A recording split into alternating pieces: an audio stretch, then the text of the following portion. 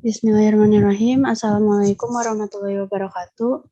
Yang terhormat dosen pembimbing mata kuliah Supervisi Pendidikan, Ibu Dr. Hajah Cici Sutarsi, MPD, dan Prof. Dadang Soehardan, MPD. Dan selamat pagi pada teman-teman semua. Pertama-tama, marilah kita panjatkan puji syukur kepada Allah Subhanahu wa Ta'ala karena telah memberikan rahmat dan kesehatan, sehingga kita dapat berkumpul di ruang virtual ini. Nah, adapun topik yang akan kami bahas adalah prinsip-prinsip pelaksanaan supervisi pendidikan.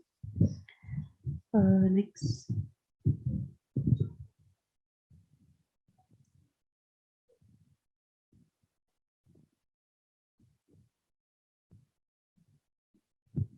Nah, sebelum masuk ke pembahasan, izinkan kami memperkenalkan diri terlebih dahulu. Yang pertama, anggota kelompok 5 ini ada saya sendiri, Fauzatul Akma, kemudian ada Reza Widya Stuti, ada Gina Aulia Nur Fadila, dan Rifki Ahmad. Lady next.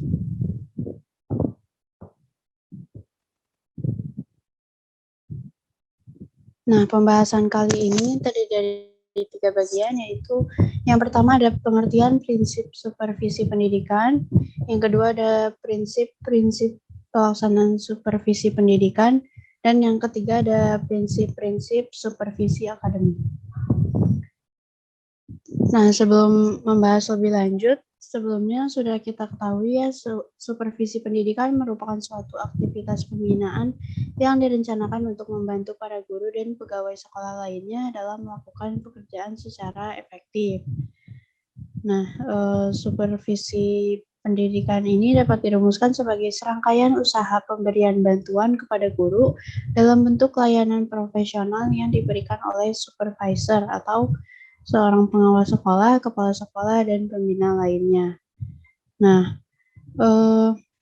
pelaksanaan supervisi ini perlu dilakukan secara sistematis oleh kepala sekolah dan pengawas sekolah yang bertujuan memberikan pembinaan agar guru-guru dapat melaksanakan tugasnya secara efektif dan efisien. Sebagai seorang supervisor, dalam melaksanakan tugasnya harus memperhatikan prinsip-prinsip supervisi agar dalam pelaksanaan supervisi dapat berjalan dengan lancar. Nah, pembahasan pertama ada pengertian prinsip supervisi pendidikan. Boleh di next.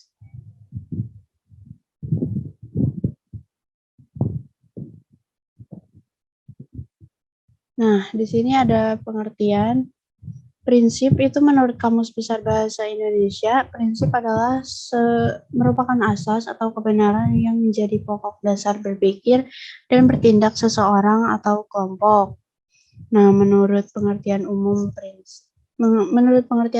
prinsip adalah suatu pegangan hidup yang diyakini seseorang mampu membantu dirinya mencapai tujuan hidup yang dia inginkan atau diprogramkan. Lalu ada pengertian supervisi pendidikan. Menurut Ahmed Tembun 2007, supervisi pendidikan adalah pembinaan ke arah perbaikan situasi pendidikan atau peningkatan mutu pendidikan. Nah, supervisi pendidikan dapat dirumuskan sebagai serangkaian usaha pemberian bantuan kepada guru dalam bentuk layanan profesional yang diberikan oleh supervisor, guna meningkatkan mutu proses dan hasil belajar mengajar. Nah, pelaksanaan supervisi pendidikan harus berpedoman pada prinsip-prinsip supervisi pendidikan. Juga harus memahami dan menaati prinsip-prinsip atau asas supervisi pendidikan untuk dapat digunakan sebagai landasan melaksanakan supervisi untuk mencapai kesuksesan. Boleh di next. Nah, prinsip supervisi pendidikan adalah kaidah-kaidah yang berperan sebagai pedoman atau dijadikan landasan dalam melakukan kegiatan supervisi. Boleh ini. Nah, pembahasan yang kedua ada prinsip-prinsip pelaksanaan supervisi pendidikan. Nah, yang pertama ini ada prinsip-prinsip supervisi menurut Sahertian tahun 2000. Terdiri dari 4 prinsip. Yang pertama itu adalah prinsip ilmiah. Prinsip ilmiah ini mengandung 3 unsur, yaitu yang pertama sistematis. Sistematis itu berarti dilaksanakan secara teratur, berencana, dan kontinu.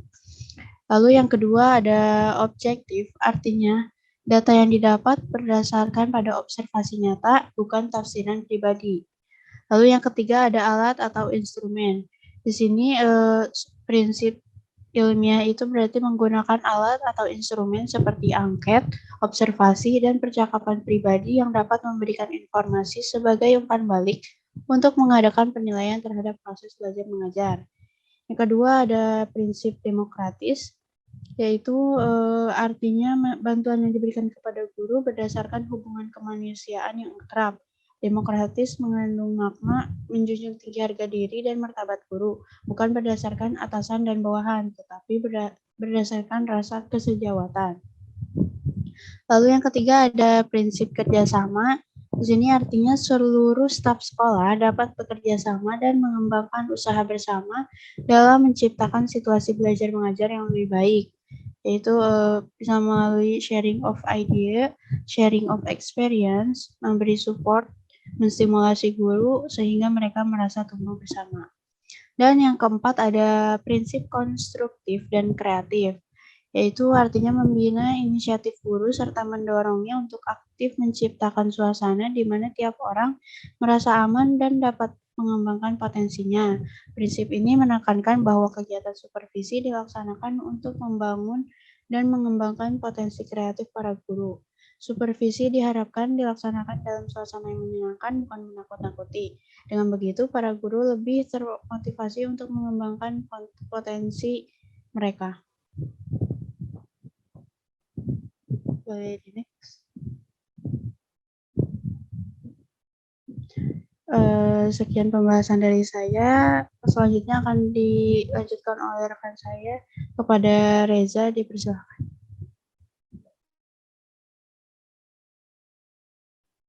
Baik, terima kasih. Selanjutnya ada prinsip-prinsip supervisi menurut Sergio Vanni Sartori tahun 1989. Nah, prinsip yang pertama yaitu prinsip saling mempercayai. Dalam melakukan interaksi antara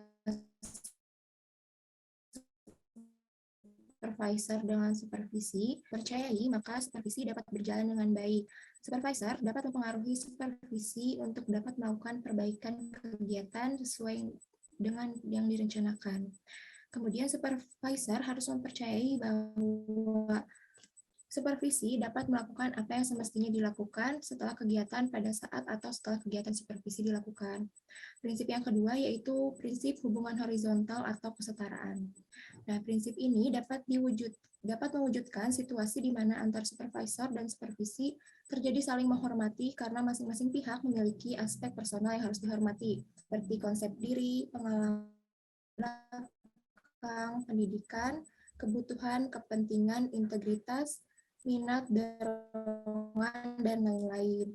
Nah, selain para pihak dalam supervisi memiliki status sosial, kondisi fisiologis, dan psikologis. Dalam melaksanakan kegiatan supervisi, pihak supervisor harus mengerti kondisi tersebut, sehingga pola hubungan yang sejajar atau setara sebagai rekan kerja atau rekan sejawat. Kemudian ada prinsip ketiga, yaitu prinsip komunikasi. Prinsip komunikasi ini mengandung makna bahwa kegiatan supervisi ini merupakan bentuk komunikasi di mana supervisor harus menyampaikan pesan kepada supervisi. Demikian pun sebaliknya, dalam melakukan komunikasi, supervisor harus dapat menyampaikan dengan jelas, dimengerti, dan dapat mendorong pihak yang supervisi untuk melaksanakan, meluruskan, atau memperbaiki kegiatan sesuai dengannya. Dan yang terakhir yaitu prinsip pemberian bantuan. Dalam prinsip ini mengandung makna bahwa kegiatan supervisi pendidikan yang dilakukan hakikatnya merupakan pemberian kepada supervisi oleh supervisor. Dengan bantuan yang diberikan diharapkan proses pembelajaran yang dilakukan menjadi lebih efektif. Itu guru atau yang supervisi ini juga terbantu dalam menyelesaikan permasalahan pembelajaran yang dihadapinya. Bantuan tersebut baik berupa konsultasi, arahan, bimbingan, atau bentuk bantuan lainnya sesuai dengan tugas pokok dan fungsi supervisor. Body next.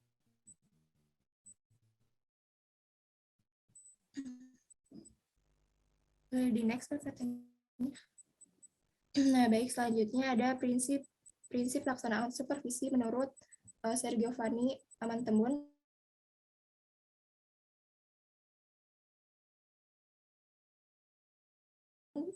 Yang pertama itu ada prinsip fundamental. Nah, supervisi pendidikan pada suatu negara. Nah, dalam konteks di Indonesia, prinsip supervisi ini tidak boleh terlepas dari dasar-dasar pendidikan nasional Indonesia, yaitu Pancasila. Nah, dengan demikian, dalam melaksanakan supervisi pendidikan Indonesia, Pancasila ini menjadi dasar atau prinsip yang fundamental bagi setiap supervisor pendidikan. Nah, dengan kata lain, supervisi pendidikan ini harus Pancasilais. Mungkin sekian dari saya kembalikan ke Baik, terima kasih kepada Reza. Selanjutnya, pembahasan selanjutnya akan disampaikan oleh Gina. Kepada Gina dipersilakan. Baik, terima kasih kepada moderator. Di sini saya akan meneruskan pembahasan mengenai prinsip yang merupakan pendapat dari Sir Giovanni Amatendum, yaitu yang kedua, prinsip praktis, di mana dalam pelaksanaan supervisi pendidikan ini, supervisor harus berpegang pada prinsip praktis supervisi pendidikan. Nah, prinsip praktis ini terbagi menjadi dua kategori. Yang pertama itu ada prinsip negatif atau hal negatif yang tidak boleh dilakukan oleh seorang supervisor. Selanjutnya ada prinsip positif atau panduan atau ketentuan hal-hal baik yang harus dilakukan oleh supervisor. Nah, yang pertama ada supervisi ini untuk prinsip negatifnya. Pertama, supervisi tidak boleh bersifat mendesak atau otoriter. Nah, dalam pelaksanaannya, supervisor tidak diperkenankan memaksakan kehendaknya sendiri kepada para guru atau supervisi. Nah, argumentasinya itu harus rasional, ilmiah, dan profesional. Hendaklah hal itu ditekankan gitu ya, sebelum memberikan instruksi, saran maupun kritik juga arahan. Nah, selain itu, supervisor juga sebaiknya memperhatikan pendapat serta masukan dari guru yang disupervisinya. Yang kedua, supervisi tidak boleh didasarkan atau kekuasaan pangkat kedudukan atau kekurangan pribadi, di mana meskipun secara profesional atau jabatan fungsionalnya supervisi ini memiliki kedudukan atau kewenangan yang lebih tinggi, namun bukan berarti seorang supervisor ini boleh mengandalkan atau menggunakan kekuasaannya sebagai satu-satunya referensi dalam memberikan perintah, masukan arahan, serta saran. Nah, karena tentunya bila mengedepankan hal tersebut, bisa saja guru melaksanakan perintah atas dasar segan atau kepatuhan semu, bukan berdasarkan pengetahuan, pemahaman, juga kesadarannya. Nah, yang ketiga, ada supervisi tidak boleh dilepaskan dari tujuan pendidikan dan pengajaran. Nah, dengan kata lain, akhir yang diharapkan dari kegiatan supervisi pendidikan ini adalah tercapainya tujuan pendidikan. Nah, baik secara tujuan instruksional dalam jangka pendek atau tujuan pendidikan secara umum dalam jangka panjang. Nah, selanjutnya keempat ada supervisi hendaklah tidak hanya mengenai hal-hal yang langsung terlihat. Nah, dalam pelaksanaannya, supervisi pendidikan atau supervisor ini harus ingat bahwa ketercapaian tujuan pendidikan jauh lebih penting dibandingkan dengan instrumen atau tools yang digunakan oleh seorang guru. Nah, karena itu, orientasi atau cara pandang dalam melaksanakan kegiatan supervisi ini harus tidak berfokus pada hal-hal atau gejala yang terlihat saja, namun melainkan melihat ke arah pencapaian tujuan pendidikan itu sendiri. Dan kelima, ada supervisi ini janganlah terlalu banyak mengenai detail cara-cara mengajar atau detail bahan-bahan pelajaran. Anda harus selalu diingat juga bahwa bagian yang detail itu merupakan bagian kecil dari keseluruhan. Nah, sebaiknya tidak mempermasalahkan hal-hal yang detail, bahkan tidak substansial, melainkan supervisi ini harus berfokus pada tujuan akhir dan merencanakan berbagai upaya efektif untuk mencapai tujuan pendidikan itu sendiri. Yang keenam, ada supervisi bukanlah mencari kelemahan, kekurangan, atau kesalahan. Juga supervisi ini janganlah pernah kecewa, di mana supervisor jangan terlalu mencari hal-hal tersebut gitu, tetapi harus berfokus pada pemberian feedback seperti saran, arahan, nasihat yang konstruktif untuk kemajuan guru yang dibinanya. Nah, selain itu, supervisor juga harus sabar tidak boleh mudah kecewa bila kemajuan atau perbaikan belum sesuai dengan yang diharapkan. Dan terakhir ada supervisi, tidak boleh cepat mengharapkan hasil, di mana segala sesuatu ada prosesnya. Dan demikian pula dengan teknik atau metode supervisi yang dijalankan juga membutuhkan waktu untuk membuahkan hasil yang diharapkan. Nah, oleh karena itu, sebaiknya supervisor ini menikmati prosesnya dan tidak boleh mengharapkan hasil dalam waktu yang singkat. Boleh di next? Selanjutnya ada prinsip positif atau ketentuan atau hal-hal yang seharusnya dimiliki oleh atau harus dilakukan oleh seorang supervisor. Nah, yang pertama itu supervisi harus konstruktif atau kreatif, di mana pembinaan ini merupakan kata kunci gitu dalam kegiatan supervisi pendidikan. Nah, seorang supervisor harus mampu mengerahkan segala usaha dan tenaganya untuk membina guru agar memiliki keinginan untuk mengembangkan diri serta mengaktualisasikan segala potensi yang dimiliki. Nah, supervisor ini harus mampu memberikan stimulus agar guru yang dibinanya ini memiliki inisiatif, kreatif, juga berupaya melakukan perbaikan secara mandiri. Yang kedua, supervisi hendaklah berdasarkan sumber-sumber kolektif dari kelompok daripada usaha-usaha supervisor sendiri, di mana supervisi ini senantiasa mengembangkan guru secara kooperatif kolegial, secara berkelompok, bekerja bersama-sama dan dengan berkelompok, membina guru dan peserta didik, orang yang terdidik, dan bekerja dengan kelompok serta rekan sejawatnya. Yang ketiga, supervisi hendaklah lebih didasarkan atas hubungan profesional daripada hubungan pribadi. Nah, supervisor ini merupakan jabatan fungsional profesional. Supervisor dan guru itu harus saling menghargai status dan profesinya masing-masing. Nah, sehingga nantinya apa yang menjadi kendala dan solusi harus sesuai dengan tujuan awal yang diharapkan. Yang keempat, supervisi hendaklah dapat mengembangkan kesanggupan para guru dan karyawan pendidikan dalam segi kekuatannya. Nah, kualitas proses dan hasil pendidikan itu akan sangat bergantung sebagaimana cara guru memfasilitasi pembelajaran peserta didik serta kemampuan belajar peserta didiknya. Nah, oleh karena itu, dalam rangka meningkatkan mutu pendidikan, supervisor hendaklah mengupayakan pengembangan bakat dan kompetensi yang dimiliki para guru daripada terus-menerus hanya mencari atau mengoreksi kesalahan mereka saja. Yang kelima, supervisi hendaklah memperhatikan kesejahteraan guru-guru, para karyawan pendidikan, dan menjalin hubungan baik di antara mereka. Nah, supervisor harus memperhatikan dan memahami kesejahteraan para guru, serta berhubungan baik dengannya, di mana supervisor ini harus mengusahakan terciptanya pola hubungan yang harmonis di antara sesama guru, dan hubungan antara guru dengan supervisor. Yang keenam, supervisor hendaklah progresif, dilaksanakan bertahap tapi dengan ketentuan. Nah, kemajuan itu tidaklah instan, melainkan dibutuhkan proses yang bertahap gitu. Dalam menjalankan prosesnya, supervisor ini dituntut untuk tekun gitu dalam mengkoreksi juga membina guru-gurunya. Nah, upaya-upaya kemajuan yang dituju ini dilakukan secara bertahap sesuai dengan batas-batas kemampuan guru yang dibina. Dan terakhir, yang ketujuh, supervisi hendaklah dimulai dengan keadaan dan kenyataan yang sebenarnya. Mana supervisor ini dalam kegiatan pembinaan kepada guru harus terlebih dahulu mempelajari keadaan dan kenyataan di lingkungan guru yang dibinanya. Nah, karena keadaan fakta atau kondisi empirik ini menjadi salah satu pijakan bagi seorang supervisor dalam kegiatan supervisi. Nah, mungkin cukup sekian pembahasan dari saya kembalikan kepada moderator. Terima kasih.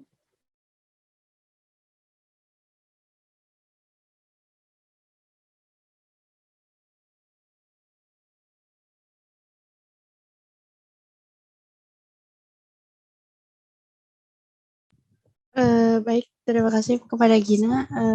Pembahasan selanjutnya ada prinsip-prinsip supervisi akademik akan disampaikan oleh Rifki. Kepada Rifki, dipersilakan. Baik, terima kasih moderator. Glickman mendefinisikan supervisi akademik adalah serangkaian kegiatan membantu guru mengembangkan kemampuannya mengelola proses pembelajaran demi pencapaian tujuan pembelajaran. Dan menurut Dares, supervisi akademik merupakan upaya membantu guru-guru mengembangkan kemampuannya mencapai tujuan pembelajaran. Menurut Sergio Fani, supervisi akademik merupakan serangkaian kegiatan membantu guru mengembangkan kemampuannya mengelola proses pembelajaran. Maka menilai unjuk kerja guru dalam mengelola proses pembelajaran merupakan salah satu kegiatan yang tidak bisa dihindarkan prosesnya. Dengan demikian, esensi supervisi akademik itu sama sekali bukan menilai unjuk kerja guru dalam mengelola proses pembelajaran, melainkan membantu guru mengembangkan kemampuan profesionalismenya.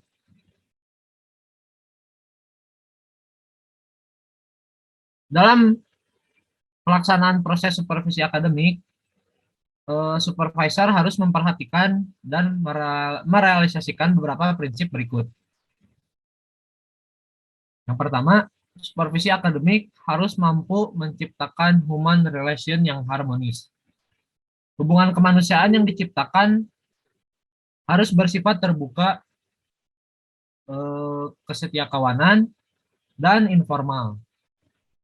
Menurut Dodd, dalam pelaksanaan supervisi, supervisor harus memiliki sikap-sikap seperti sikap membantu, memahami, terbuka, jujur, ajak, sabar, antusias, dan penuh humor. Yang kedua, dilakukan secara berkesinambungan. Artinya, pelaksanaan supervisi bukan semata-mata dilakukan sampai dengan guru telah berhasil mengembangkan dirinya. Supervisor harus tetap dilaksanakan mengingat proses pembelajaran yang bersifat dinamis. Selalu muncul hal baru dan berkembang. Yang ketiga, supervisi akademik itu harus demokratis. Supervisor tidak boleh mendominasi pelaksanaan supervisi akademiknya. Titik tekan supervisi akademik yang demokratis adalah aktif dan kooperatif. Artinya, supervisor harus melibatkan secara aktif guru yang dibinanya. Supervisi akademik juga sebaiknya direncanakan, dikembangkan, dan dilaksanakan bersama secara kooperatif dengan guru, kepala sekolah, dan pihak lain yang terkait di bawah koordinasi supervisor. Lalu yang keempat, program supervisi akademik harus integral dengan program pendidikan. Di dalam setiap organisasi pendidikan terdapat macam-macam sistem perilaku dengan tujuan sama, yaitu tujuan pendidikan. Sistem perilaku tersebut antara lain berupa sistem perilaku administratif, sistem perilaku akademik, sistem perilaku kesiswaan, sistem perilaku pengembangan Orwelling, dan sistem perilaku supervisi akademik. Itu menurut Alfonso. Yang kelima, supervisi akademik harus komprehensif. Artinya, supervisi akademik harus mencakup keseluruhan aspek pengembangan akademik.